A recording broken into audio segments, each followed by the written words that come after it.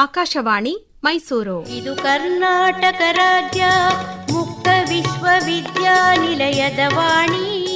KSOU Muktavani Karnataka ರಾಜ್ಯ ಮುಕ್ತ ವಿಶ್ವವಿದ್ಯಾನಿಲಯದ ಅಧ್ಯಯನ ಅವಕಾಶಗಳನ್ನು ಕುರಿತ ಪ್ರಾಯೋಜಿತ ಬಾನುಲಿ ಸರಣಿ. ಎಲ್ಲರ ಮನೆಗೂ ಎಲ್ಲರ ಮನಗೂ ವಿಶ್ವಜ್ಞಾನವನ್ನು ನೀಡುವ ವಾಣಿ.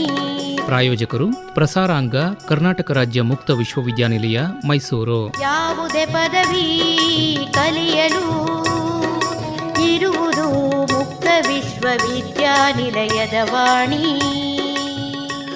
ಕೇಳಿ KSOU ಮುಕ್ತವಾಣಿ.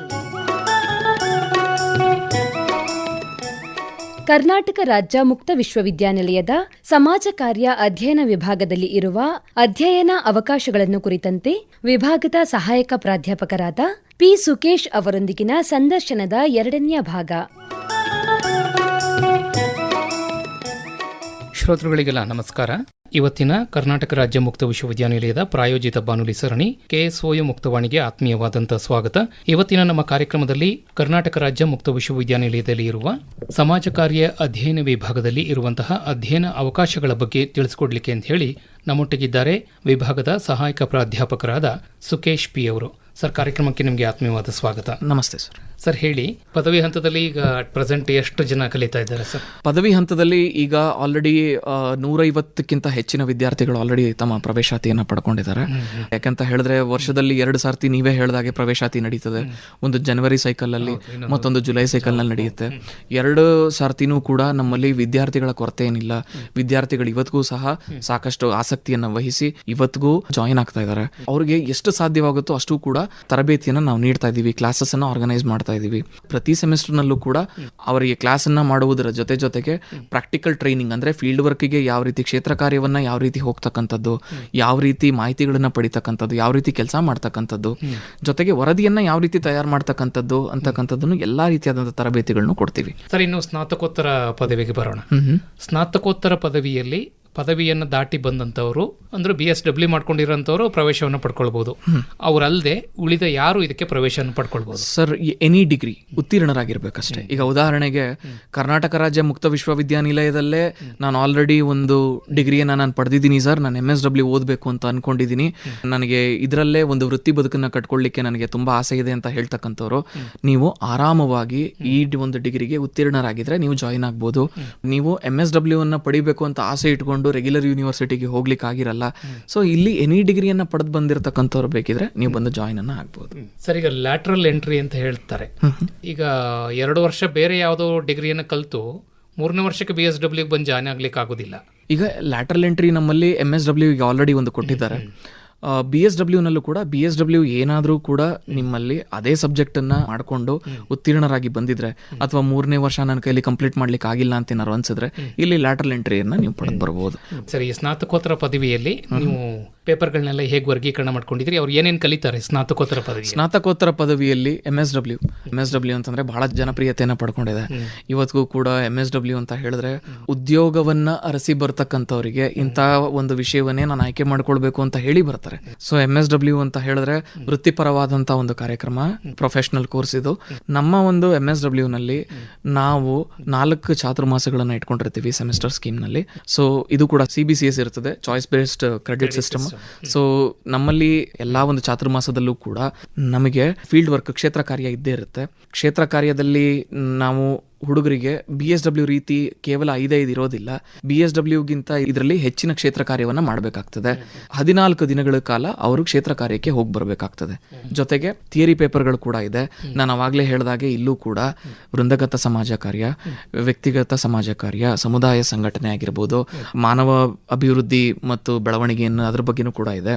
ಸೊ ಈ ರೀತಿಯಾದಂಥ ವಿಷಯಗಳನ್ನ ಅಂದ್ರೆ ಎಲ್ಲಾ ಸೆಮಿಸ್ಟರ್ನಲ್ಲೂ ಕೂಡ 4 ರಿಂದ 5 ಥಿಯರಿ ಪೇಪರ್ಗಳು ಇದ್ದೇ ಇರ್ತವೆ. ಕಡೆ ಸೆಮಿಸ್ಟರ್ನಲ್ಲಿ ಮಾತ್ರ 3 ಥಿಯರಿ ಪೇಪರ್ಗಳಿದ್ದಾವೆ.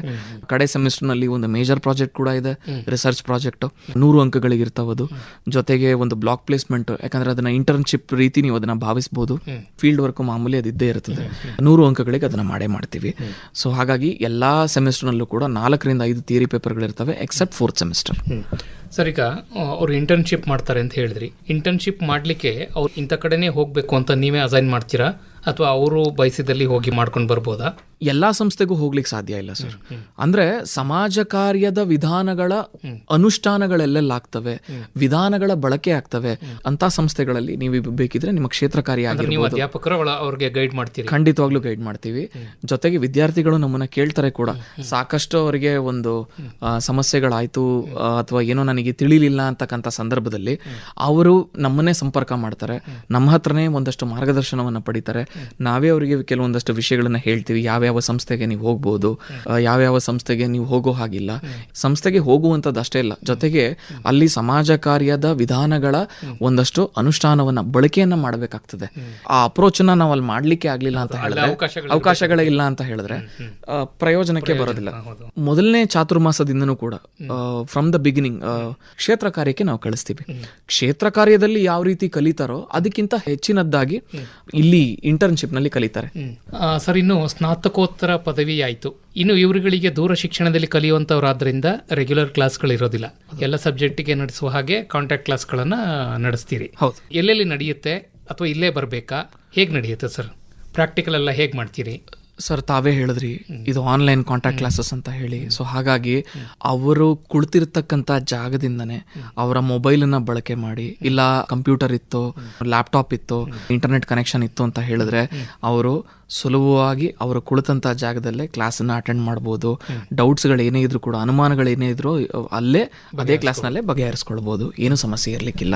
ಎಲ್ಲಾ ವಿಷಯಗಳಂತೆ ನಮ್ಮಲ್ಲೂ ಕೂಡ. ಇದು ಥಿಯರಿ ಪೇಪರ್ಗೆ ಆಗೋಯ್ತು ಸರ್. ಇನ್ನು ಪ್ರಾಕ್ಟಿಕಲ್ ಅಂತ ಬಂದ್ರೆ ಹೇಗೆ ಮಾಡ್ತೀರಿ ಸರ್? ಸರ್, ಪ್ರಾಕ್ಟಿಕಲ್ ಅಂತ ಬಂದ್ರೆ ಅದು ಕೂಡ ಇದೇ ರೀತಿ ನಡೆಯುತ್ತೆ. ಅದನ್ನ ಒಂದು ಆ ಸೂಚನೆಗಳನ್ನ ನಾವು ಹುಡುಗರಿಗೆ ಯಾವ ರೀತಿ ಫೀಲ್ಡ್ ವರ್ಕ್ ನ ಮಾಡಬೇಕು, ಕ್ಷೇತ್ರ ಕಾರ್ಯಕ್ಕೆ ಯಾವ ರೀತಿ ಹೋಗಬೇಕು, ಯಾವ ರೀತಿಯಾದಂಥ ವಿಧಾನಗಳನ್ನ ಬಳಸಬೇಕು, ವರದಿ ತಯಾರು ಮಾಡೋದು ಹೇಗೆ, ಎಲ್ಲ ವಿಷಯಗಳನ್ನು ಕೂಡ ಆನ್ಲೈನ್ ನಲ್ಲಿ ಹೇಳ್ತೀವಿ. ಜೊತೆಗೆ ಅವರು ಮೌಖಿಕ ಪರೀಕ್ಷೆಗೆ ಬಂದಿರತಕ್ಕಂಥ ಸಂದರ್ಭದಲ್ಲಿ ಅವರಿಗೆ 1 ಗಂಟೆ ಮೀಸಲನ್ನ ಇಡ್ತೀವಿ. ಆ 1 ಗಂಟೆಯಲ್ಲಿ ನಮ್ಮ ವಿಭಾಗದ ಮುಖ್ಯಸ್ಥರಾದಂತಹ ಪ್ರೊಫೆಸರ್ BS ಗುಂಜಾಳ್ ಸಾಹೇಬ್ರು ಹುಡುಗರಿಗೆ ಮಾರ್ಗದರ್ಶನವನ್ನ ಕೊಡ್ತಾರೆ.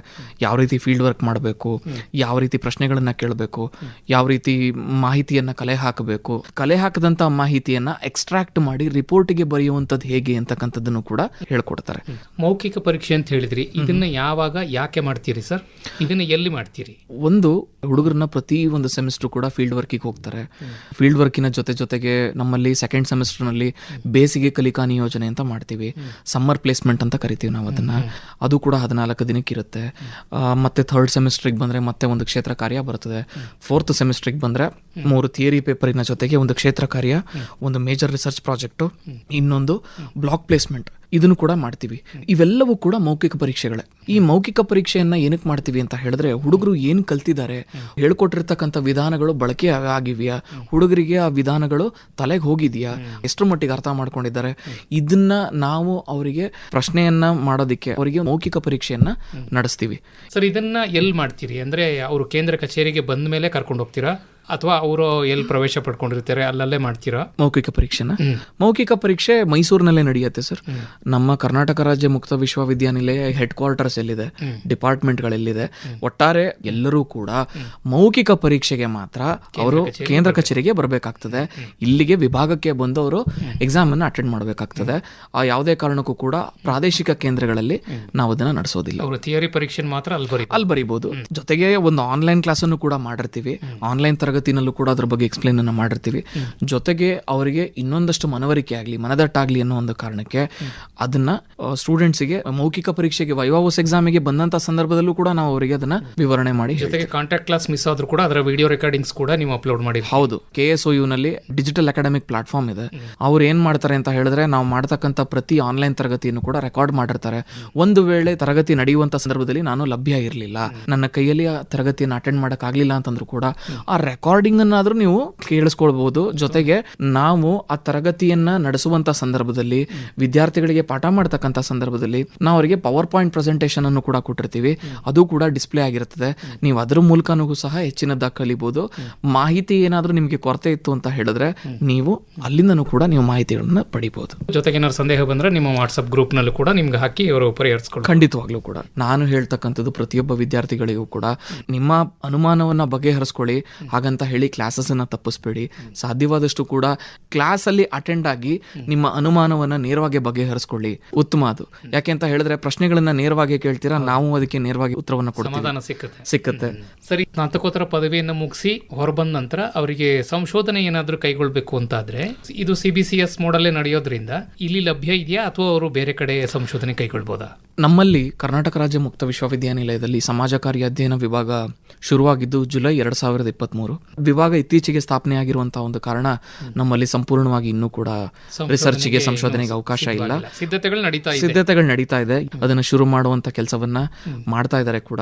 ಮುಂದಿನ ದಿನಗಳಲ್ಲಿ ಎಲ್ಲಾ ರೀತಿಯಾದಂತಹ ಸೌಲಭ್ಯಗಳನ್ನು ಒದಗಿಸಿ, ಎಲ್ಲಾ ರೀತಿಯಾದಂತಹ ಕ್ರಮವನ್ನು ವಹಿಸಿ ಸಂಶೋಧನೆಗೂ ಕೂಡ ಅವಕಾಶ ಸಿಗೋ ಹಾಗೆ ನಮ್ಮ ವಿಶ್ವವಿದ್ಯಾನಿಲಯ ಮಾಡುತ್ತೆ ಅನ್ನೋ ಒಂದು ವಿಷಯ. ನಮ್ಮ ಸ್ನಾತಕೋತ್ತರ ಪದವಿಯನ್ನು ಪೂರೈಸಿದಂತ ವಿದ್ಯಾರ್ಥಿಗಳು ಒಂದು ಗಮನಿಸ್ಕೋಬಹುದು, ಸಂಶೋಧನೆ ಅಂತಂದ್ರೆ ಕರ್ನಾಟಕ ರಾಜ್ಯ ಮುಕ್ತ ವಿಶ್ವವಿದ್ಯಾನಿಲಯದಲ್ಲಿ ಏನ್ ಬೇರೆ ತರ ಏನ್ ನಡೆಯಲ್ಲ, ಅದು ಆಫ್ಲೈನ್ ಮೋಡ್ ನಲ್ಲೇ ನಡೆಯೋದಾದ್ರಿಂದ ಬೇರೆ ಯೂನಿವರ್ಸಿಟಿಗಳಲ್ಲೂ ಅದೇ ರೀತಿ ಇರುತ್ತೆ, ಇಲ್ಲೂ ಅದೇ ರೀತಿ ಇರುತ್ತೆ.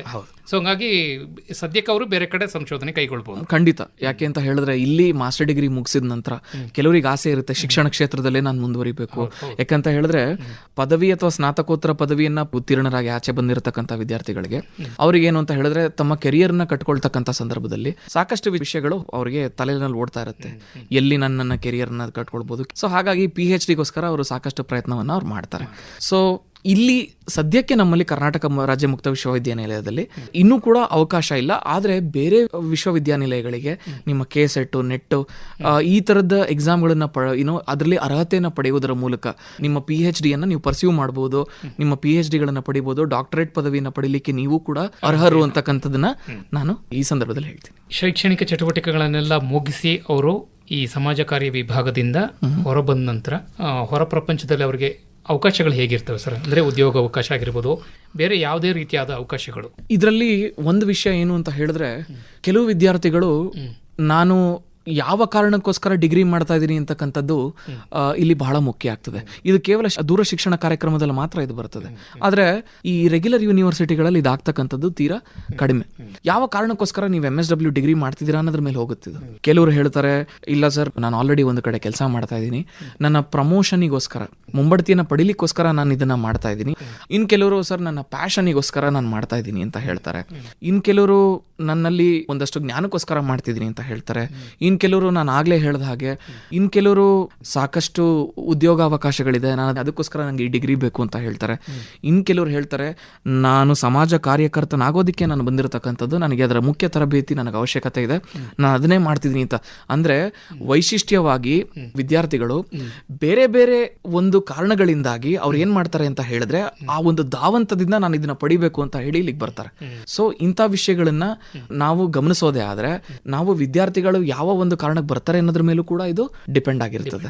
ನಮ್ಮಲ್ಲಿ ಗೌರ್ಮೆಂಟ್ ಕ್ಷೇತ್ರದಲ್ಲೇ ಆಗಿರ್ಬೋದು, ಖಾಸಗಿ ವಲಯಗಳಲ್ಲೇ ಆಗಿರ್ಬೋದು, NGOಗಳನ್ನ ಪ್ರಾರಂಭ ಮಾಡೋದ್ರಿಂದ ಆಗಿರ್ಬೋದು, ಎಲ್ಲಾ ಕ್ಷೇತ್ರದಲ್ಲೂ ಕೂಡ ನೀವು MSW ಮುಗಿಸಿ ಉತ್ತೀರ್ಣರಾಗಿ ನೀವು ಹೋದ್ರೆ ನಿಮಗೆ ಅರ್ಜಿಯನ್ನ ಸಲ್ಲಿಸಲಿಕ್ಕೆ, ಅಲ್ಲಿ ಹೋಗಿ ಕೆಲಸವನ್ನ ಮಾಡಲಿಕ್ಕೆ ನೀವು ಅರ್ಹರಿದ್ದೀರಿ ಅಂತ ಅರ್ಥ. ವಿದ್ಯಾರ್ಥಿಗಳಿಗೆ ಕಲಿಬೇಕು ಅಂತಕ್ಕಂಥ ಆ ಒಂದು ಧಾವಂತದಲ್ಲಿ ಅವರು ಅದನ್ನ ಬರ್ತಾರೆ.